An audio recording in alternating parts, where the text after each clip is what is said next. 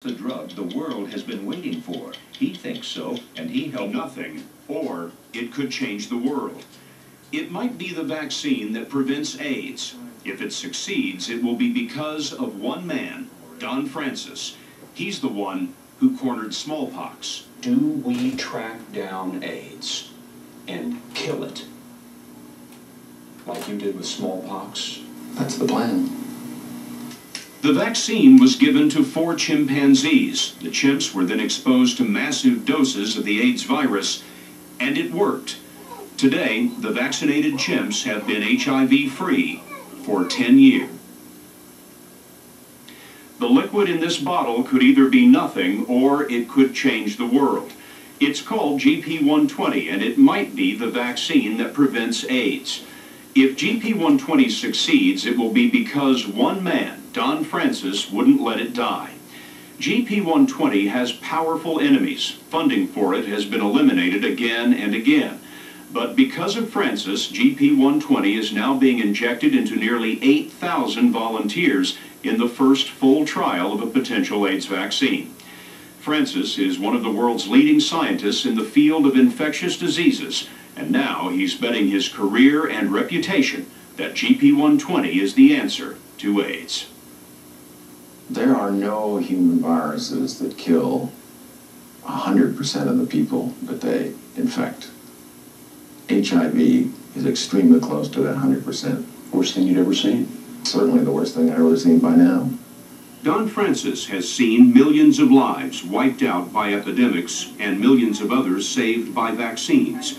He's an epidemiologist living in the hills outside San Francisco. For Francis, epidemiology is science and shoe leather.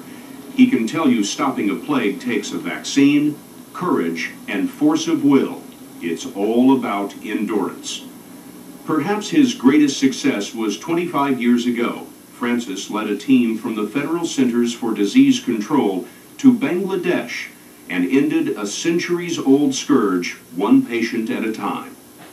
You cornered smallpox. We cornered smallpox, pushed it off the face of the earth. How'd you do it? If you can corner that last person and insulate them from everybody else, that is, put a wall of vaccinated people around them, there's no place for the virus to go, and it dies off. A year later, in the Horn of Africa, Francis landed in the middle of another fast-moving epidemic, one that killed within hours both the victims and the doctors who treated them. It was the Ebola virus. The first week in the total unknown darkness was terrifying. Why terrifying? We did autopsies on humans, and any of those with a slip of a scalpel or a slip of a needle would likely kill you. Was it worth it? Sure. As long as you survive, it certainly is worth it. If you're lucky. If you're skilled. Ebola and smallpox taught the young epidemiologist 2 lessons: risk everything, stop at nothing. And so in the late 1970s, when a mysterious new epidemic developed in gay men, Francis knew that it would take prevention and ultimately a vaccine to stop it. Francis was put in charge of the AIDS lab at the CDC, and that's when his problems began. In those days, there wasn't much concern about an epidemic that seemed confined to gay men. Don Hicks was one of the microbiologists working in Francis's lab. What did you see? It was a horrible time for everyone. Horrible, horrible. I just think that they didn't have a concept of how serious it was and how fast it would spread. Nobody was listening to Don Francis. No. Francis tried to persuade the Reagan administration to spend money on AIDS prevention. And the White House said what? No. You must not have understood that. Unfortunately, I understood it. The answer that was quoted to me that came down from Washington was, we're supposed to look pretty and do as little as we can. To Francis, that was unacceptable. For me personally, it was against my entire training as a doctor trying to maintain the health of the public to sit back and watch an epidemic burn. In 1984, Francis sent the newly identified HIV virus to the biotech company Genentech. The goal was to develop a vaccine to prevent AIDS, to stop the virus's deadly life cycle. Show me how it works. There's the virus coming in the blood. It hits the receptors of the cell.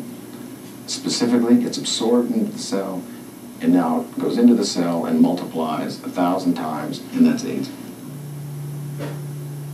The challenge was to make a vaccine that could prevent the virus from invading the cell. Now you've immunized the individual, and there are antibodies floating around in the blood, and the yellow little things are antibodies. They stick to the virus, and the virus can't find the receptor, then drifts off and dies on its own. So it's blocked. So it's blocked, and that is true prevention of infection. It can't get After 6 years of trial and error, Francis had a potential vaccine, GP120. GP120 was given to 4 chimps like these. The chimps were then exposed to massive doses of the AIDS virus, and it worked. Today, the vaccinated chimps have been HIV-free for 10 years. The protection of the chimpanzees was literally a turning of the page of AIDS history. And now you're in a new chapter. Now the potential of vaccine is real. But it's a long way from primates to the Nobel Prize. Francis would now have to prove his vaccine's effectiveness in humans, something that no one had ever tried before. Among the skeptics was Dr. Anthony Fauci, head of infectious diseases at the National Institutes of Health, and the man who controls the money for vaccine trials.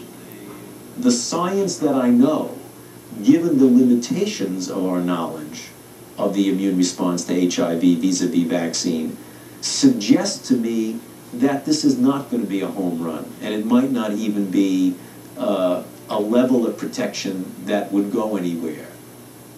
You don't know whether GP120 works. You don't know. My scientific opinion is that will work. But I don't know. You do a study to find out if it works. You know it's not just your scientific opinion. You believe that it works, don't you? Of course. I wouldn't be doing this if You I didn't believe it worked. Believe it in your heart. It's true. Is that faith or science? Pure science. A little bit of faith. Maybe a little bit of faith. Following his faith, Don Francis quit the CDC in 1992 and joined Genentech, the company that had developed GP120. Together, they managed to convince the NIH and Dr. Fauci to pay for a limited test of the vaccine in humans. That first trial involved 57 volunteers, and it proved that GP120 was safe. A second trial involving 296 volunteers showed that the vaccine did induce an immune response, although 7 of the volunteers became HIV positive. And that told us, very much like other vaccines, that this vaccine is not 100% effective from the moment you get your first dose. Not surprising. Discouraging. A bit discouraging, but no vaccine, especially the first generation vaccines, you would expect to meet that. GP120 was ready for a third and final trial, a trial designed to determine just how effective the vaccine could be. Phase 3 would take thousands of volunteers and cost millions of dollars. Francis was sure that the NIH would fund it. A meeting was held on whether to proceed with Phase 3, but the meeting deadlocked, and Dr. Fauci decided he couldn't go ahead. The feeling was that given the limitation of resources, that the resources would best be utilized pursuing other directions. It was merely a matter of prioritization. So you can't see anything. Fauci believes that too little is known about how HIV attacks the immune system to create an effective vaccine. You seem to be suggesting that our understanding of the immune system is one of still bumping around in a darkened room. Our understanding of the immune system's response to HIV is bumping around in a room. We know a lot. Absolutely. It's an extraordinary virus. It's an extraordinary virus. We are still struggling with trying to understand just what it is that can and will protect people. You know, there might be some people who'd make the argument that in the chimpanzee studies, GP120 did extraordinarily well. It went through the phase 1 trial very, very well. You've got a disease that has no cure and there's no vaccine. Why not? Yeah. Give it a try. It wasn't an easy decision, but it was a decision based on a lot of good scientific advice from people. That advice was simply this: GP120 may work in the bloodstream, but it won't work inside the cell. If the HIV virus gets past GP120 in the blood, then the cells are sure to be infected. In a letter to Science magazine, more than 50 doctors and researchers said that, in their opinion, GP120 does not induce immune responses of significant potency to be an effective vaccine.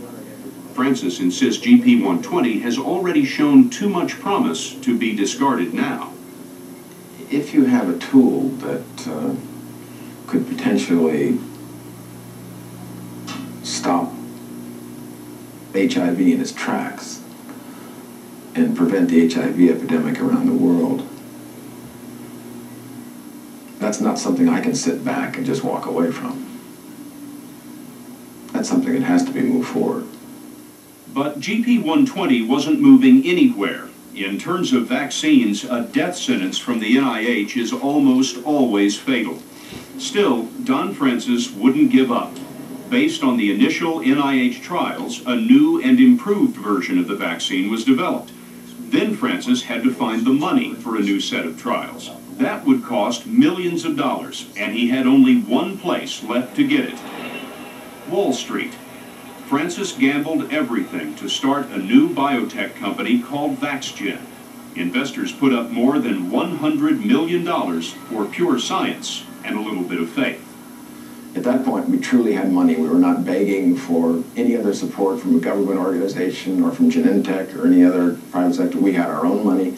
We hire our own people, find our own offices, and just move ahead. And you could do your trial if you damn well chose to. We were going to do our trial because we damn well chose, yes. But now, Francis needed something that money couldn't buy: volunteers, nearly 8,000 of them. And not just anyone would do. The volunteers had to be HIV negative, but still at risk of getting AIDS. You might expect the gay community would be eager to help, but recruiting volunteers turned out to be another major obstacle to GP120. Any social problems with regard to being in the study? There are more than 5,000 volunteers in the United States. Tim Burton is a sexually active gay man who decided to place his trust in Francis's project. It's a heavy commitment. There's no pay, and Burton will have to be vaccinated every 6 months for 3.5 years. He must also attend regular counseling sessions. Burton says he didn't realize just how different he would feel until after that very first shot. Well, I had said I was always going to do something if I could. If I had a chance, I would take it. And so here was a chance, and I took it. And I didn't realize until after I got the vaccination that I had just taken this chance. And so it was like, wow, I've just done something. And so that made me feel really good. GP120 is 100% synthetic. There's no actual virus involved, so it's considered harmless to humans.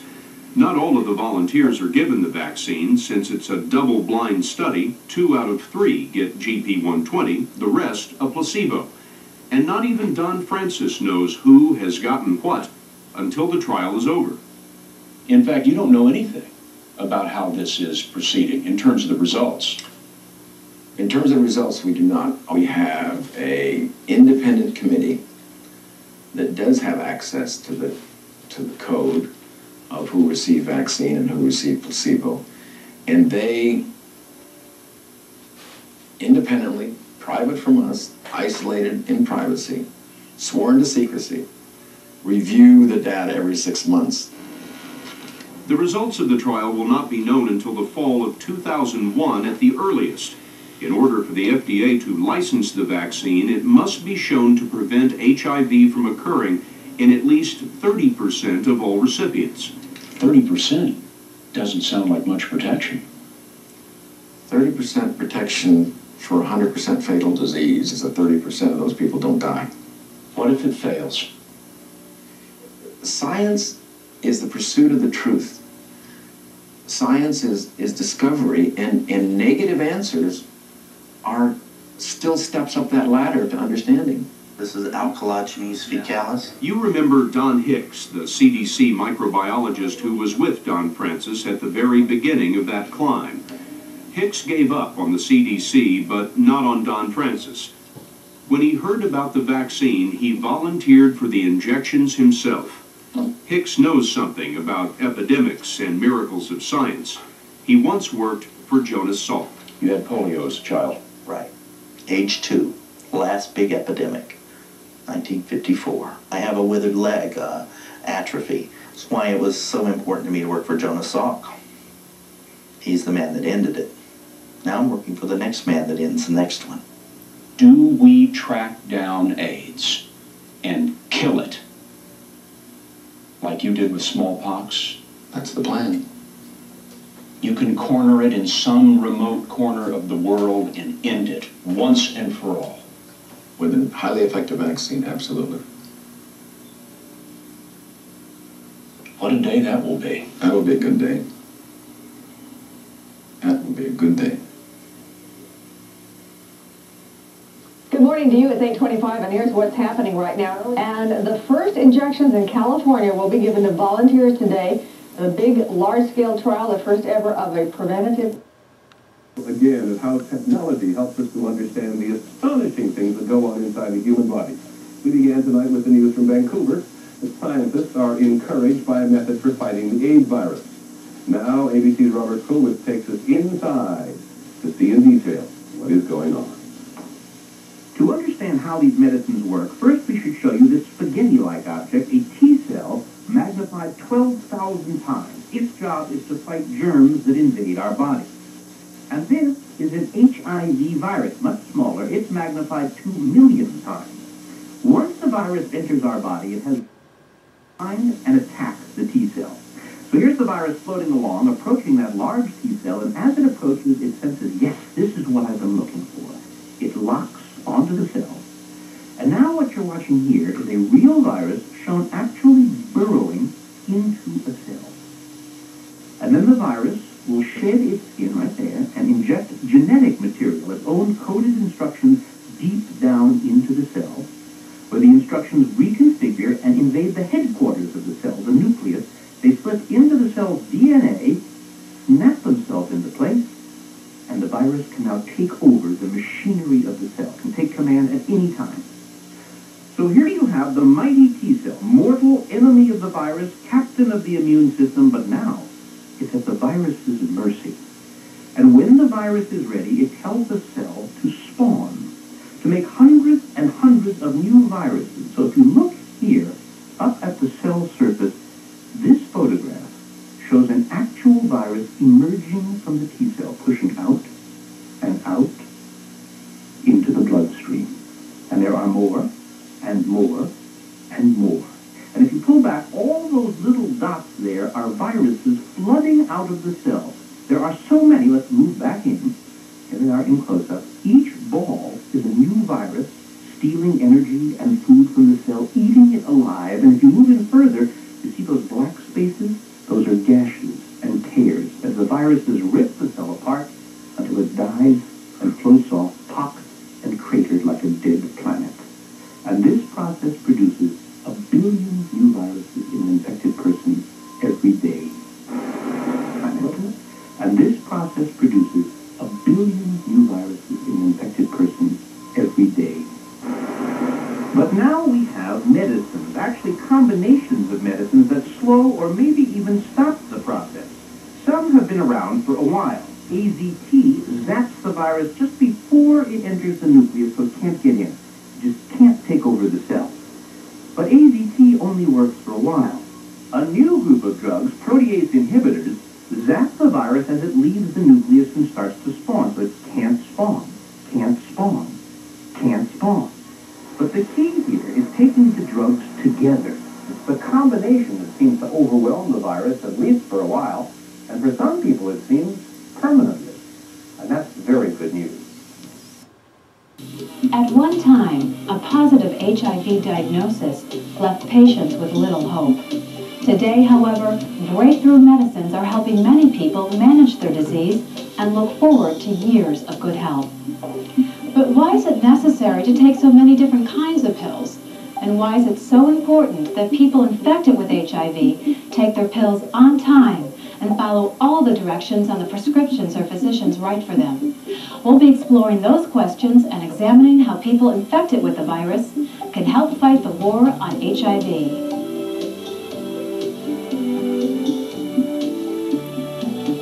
To understand how we're fighting the war on HIV, we must first understand how HIV, the human immunodeficiency virus, attacks the body and forms resistance to drug treatment. You may already have a basic understanding of how HIV, traveling in the bloodstream, attaches itself to a CD4 cell, sometimes called a T helper cell.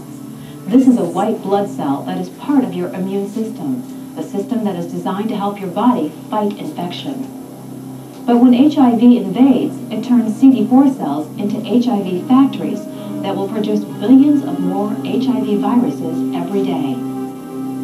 Well, how does the virus do that?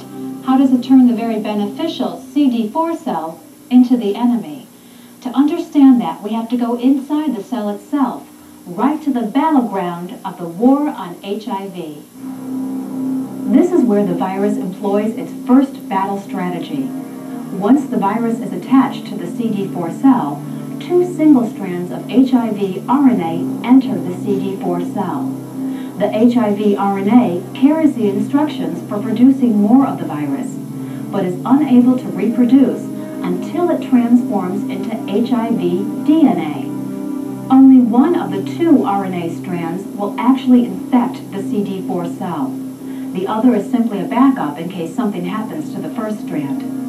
In order to reproduce, the single-stranded RNA must convert to double-stranded DNA.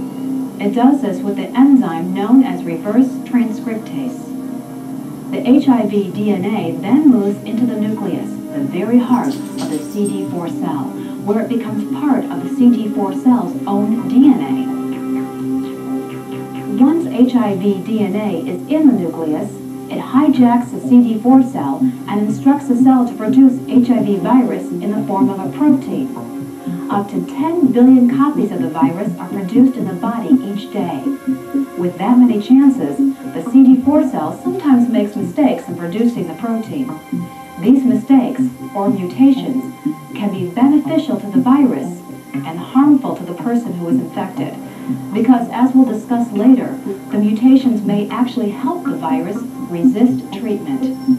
After the protein is produced, another enzyme called protease cuts the protein into usable strands that form new virus with its own RNA. The copies of the virus are then sent out to attack other CD4 cells. CD4 cells are found in two stages, activated and resting. Activated CD4 cells have been turned on and are divided for the purpose of actively fighting infection. Resting CD4 cells have not encountered any infection and are waiting to be triggered into action. While activated and resting CD4 cells are both attacked by HIV, when activated cells are attacked, instead of replicating, they reproduce the virus much faster and in greater amounts. To suppress the virus to undetectable levels, drugs must fight it in both activated and resting cells. It's important that you know how HIV works, so you can understand how different types of drugs called anti-retrovirals stop the virus from completing its reproductive cycle. The first anti-retroviral drugs to be developed are known as nucleoside analogs. The virus begins to produce its DNA, but the nucleoside analog doesn't allow it to complete the process, and the incomplete DNA is unable to make the CD4 cell produce new copies of the virus. Some nucleoside analog drugs, such as HAART and retrovir, are known as thymidine nucleoside analogs. These drugs seem to work more effectively in activated CD4 cells, those cells that are actively dividing and fighting infection. Non-thymidine nucleoside analogs, such as Videx, Hibit, and Epivir, are more effective in resting CD4 cells, those cells that are waiting to be called into action. Many physicians will prescribe both a thymidine and a non-thymidine nucleoside analog so that the war on HIV is fought in as great a number of CD4 cells as possible to prevent HIV from making copies of itself. A newer class of drugs are the non-nucleoside reverse transcriptase inhibitors, sometimes referred to as NNRTIs. These drugs, such as Rescriptor and Viramune, inhibit or stop HIV production by attaching to the reverse transcriptase enzyme itself and preventing the enzyme from converting the HIV RNA into DNA. Protease inhibitors such as Inverase, Crixivan, Norvir, and Viracept work at the final stage of the virus reproduction cycle. These drugs prevent the protease enzyme from cutting the HIV proteins into usable lengths. That means the protein cannot be successfully assembled and released from the CD4 cell to do further damage. No drug is 100% effective in stopping the virus from reproducing. That's why physicians often prescribe several anti-retroviral drugs. Recent treatment guidelines recommend a combination of drugs that usually includes a thymidine nucleoside analog and a non-thymidine nucleoside analog as the core of treatment. Sometimes they will also add a third agent. Most often it's a protease inhibitor, but it also could be an NNRTI. To recap, the thymidine nucleoside analogs such as HAART and Retrovir work most effectively in activated CD4 cells. The non-thymidine nucleoside analogs such as Videx, Hibit, and Epivir work most effectively in resting CD4 cells. NNRTIs such as Rescriptor and Viramune bind to the reverse transcriptase enzyme and prevent it from converting HIV RNA into DNA. And protease inhibitors such as Inverase, Crixivan, Norvir, and Viracept prevent the protease enzyme from assembling and releasing HIV copies from the infected CD4 cell. The decision concerning when to begin therapy and what therapy to use for an HIV-infected person is best made by the physician and a fully informed patient and is based on many factors. Among the factors physicians take into account before starting therapy are the viral load, or the amount of HIV in the body, the CD4 cell count, and AIDS symptoms. As the virus grows in the body, CD4 cells are destroyed and decrease in number. When effective medication is introduced, the viral load begins decreasing, while the number of CD4 cells increases. People who are able to reduce their viral load below the level of detection have had the best results with treatment. Some physicians may prescribe medication at any viral load or CD4 cell count. However, since the goal of HIV treatment is to lower the viral load as much as possible, the higher the viral load and the lower the CD4 cell count, the more likely it is that the physician will prescribe therapy. Most physicians recommend that patients with HIV symptoms, such as thrush and other mouth sores, chronic unexplained fever, night sweats, and weight loss, should be placed on anti-retroviral therapy. Once a person infected with HIV is placed on drug therapy, it's very important that the medication be taken as prescribed, every dose, every day, because when treatments are missed, the virus has a chance to regain its foothold. Remember, the HIV virus often mutates into strains of the virus that are resistant to the drugs being used to fight it. By keeping the viral load as low as possible, there is less opportunity for these mutations to be produced and spread. Each drug is prescribed at a dose that has been shown to be most effective, so it's important each is taken precisely as it's prescribed.